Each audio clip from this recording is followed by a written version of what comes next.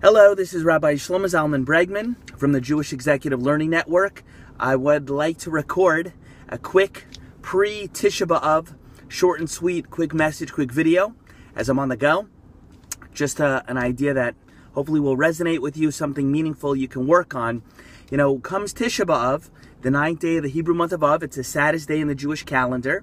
It's not just a day for fasting and remembering what happened in the past. It's a day for Teshuvah, which means repentance, introspection, and fixing up those areas of our lives that might not be correct. Specifically, the teshuvah of this day, the repentance, the fixing up, is mostly focused on our bein adam lechaveroi, our relationship between us and our fellow human being, our avos Yisrael, our love of our fellow Jew, and avoiding sinas chinam, which means hating a person for no good reason at all.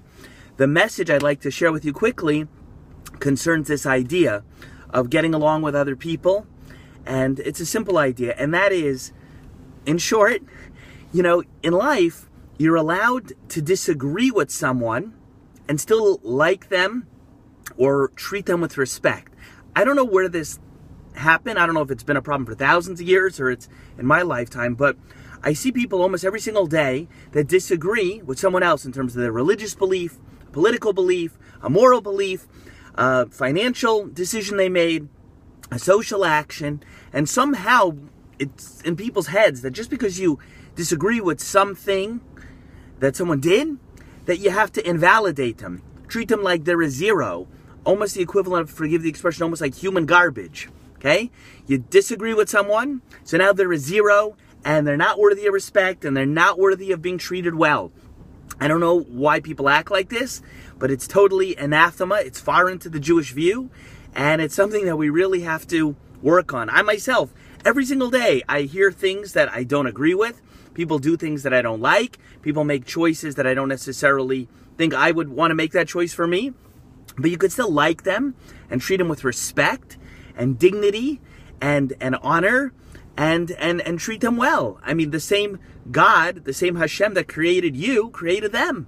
So what's the problem here? You could disagree with people and not approve of the choices they make and still treat them with dignity. It's very, very important to look for the kernel of good in another person and focus on that and stop walking around with this big red magic marker through your life and looking for reasons to invalidate everybody you see. He's no good, she's no good, they're no good.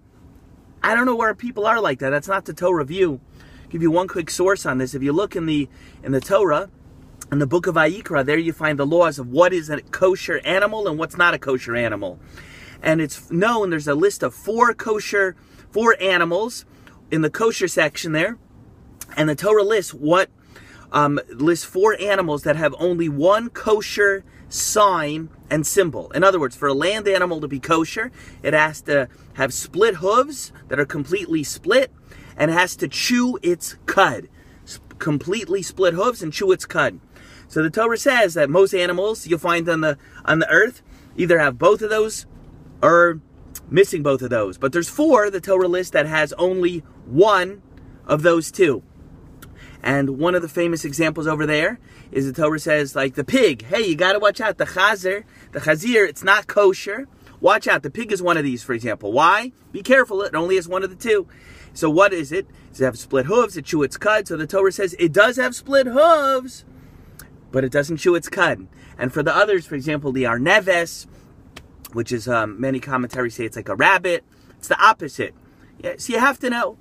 So the Kli Yakar and other commentaries note that if you look at these, they have one, but not the other. So the question is, which is the Torah going to present? Is the Torah going to present first the kosher thing that would make it fine, or the opposite, the one that makes it no good? So the Torah, this is being very interesting in all four examples of Kli Yakar, points this out in others. The Torah first points out and spells out the kosher trait. So for example, the pig, it has split hooves. It does have a good trait, a good mila, a good characteristic, but doesn't chew its cud.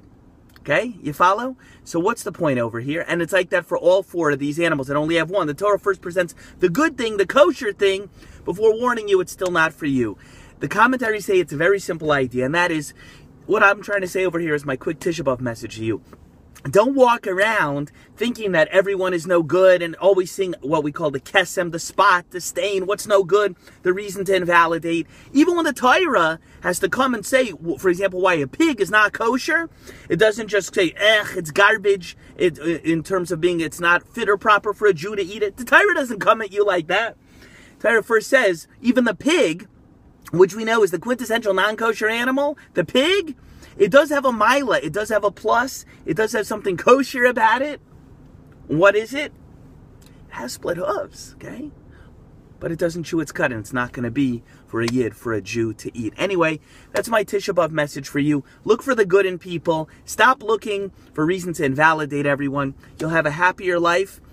And Amir Hashem, this Tisha B'Av will be our last. Anyway, that's my quick pre-Tisha B'Av message to you. This is Rabbi Shlomo Zalman Bregman of the Jewish Executive Learning Network. Wish you a meaningful Tisha B'Av. We'll see you the next time. I'm in a parking lot. Gotta go. Bye.